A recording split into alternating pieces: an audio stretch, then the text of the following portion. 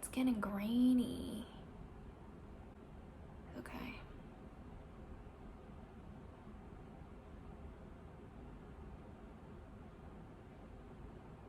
Hi friends, welcome back to my channel. Today I'm going to be talking about how to speak with confidence. I could give you like 10 minutes of backstory of how I was a very shy, basically mute girl, and if I can do it, you can do it too, blah blah blah, but everyone has that story, so let's just get into the tips. The first tip I have is to practice belting it out in song. And what this does is basically it's warming up your vocal cords. You don't have to think about what to say or how to say it, like your intonation or anything. The song is like the perfect format to just practice sounds coming out of your mouth. Because a lot of times I feel like if you're about to give a speech or a presentation or you're about to have an interview or anything like that, if your vocal cords are not warmed up, you come out sounding all squeaky. So this is a great tip if you're about to go into something where you have to speak, but even just speaking in general, having that kind of muscle memory of certain sounds exiting your mouth really helps you out. The second tip I have for you, which is probably something that you've heard in any other sort of speaking with confidence video, and that is to slow down. Obviously, if you're speaking really quickly, that is a sign of nerves, and if you want to sound confident, then sounding like you're nervous is pretty much the exact opposite of what you're looking for. So slow down even slower than what you feel is normal. Even if you feel like it's a little bit awkward, slowing down helps you sound a little bit more confident.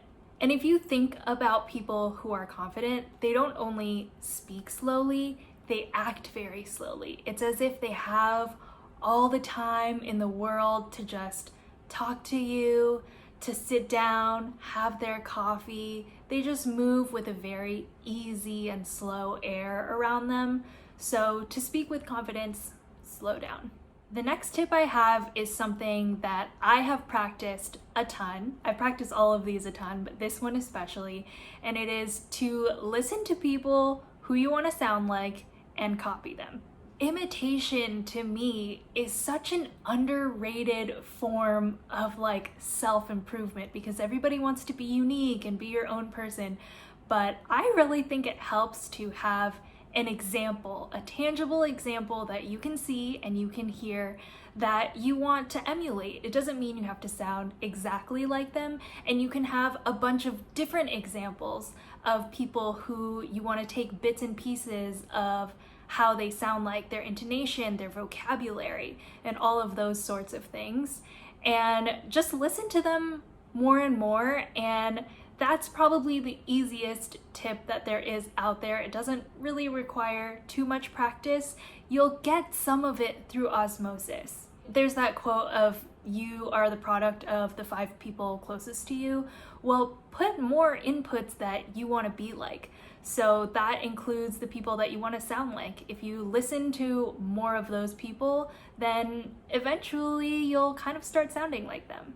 So the next tip I have is to talk to yourself. And I know it sounds kind of funny, but I feel like a lot of lack of confidence in speech and conversation is actually not knowing what to say. And so this tip is just to practice these kind of imaginary conversations in your head. It can be with people who are in your life and you're just having this imaginary conversation in your head, but practice different scenarios, practice different topics, and like, what would you say in this scenario? What's your opinion on X? So when these scenarios arise in real life, you are prepared, you know what to say, you have something to say, and then you can work on the delivery. All right, the last tip I have is one that I'm sure nobody wants to hear, but it is to record yourself. And I know everybody hates the sound of their own voice when they hear it on recording because it sounds different to the way you hear it in real life, but it really helps to record yourself And not even to record yourself and listen to it, but I find that the act of recording yourself makes you hyper aware of the words, the little ticks that are coming out of your mouth. So you don't necessarily even have to listen to it, but just to give yourself that awareness of how you sound, just because you're being watched kind of on camera. You don't have to show it to anybody. You can delete it right afterwards. So it's really about committing yourself to the practice with intention. And I know it's uncomfortable. And if you struggle with, okay, I want to record myself, but I don't know what to say. I mean, first of all, if you have a speech or an interview, you can practice that. But if you're starting from ground zero, start by reading something. Read a book, or read some poetry, or quotes are great. Something that you feel conviction about is really great so that you can practice that oomph in your voice. And then once you've done that, level up to, telling a story or practicing an interview, answering interview questions. Depending on what your situation is, you can tailor it to what you feel like would be most helpful for you. So those are my tips for speaking with confidence. And I do have to caveat by saying, I am not the expert on speaking with confidence, far from it. If you know me in my real life, I am not somebody who speaks with confidence all the time. There are times where I still revert back to that kind of shy, mute girl that can't get a word out of her mouth. So be gentle with yourself.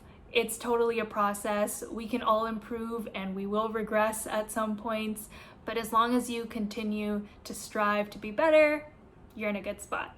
So good luck, and I will see you in my next one. Bye.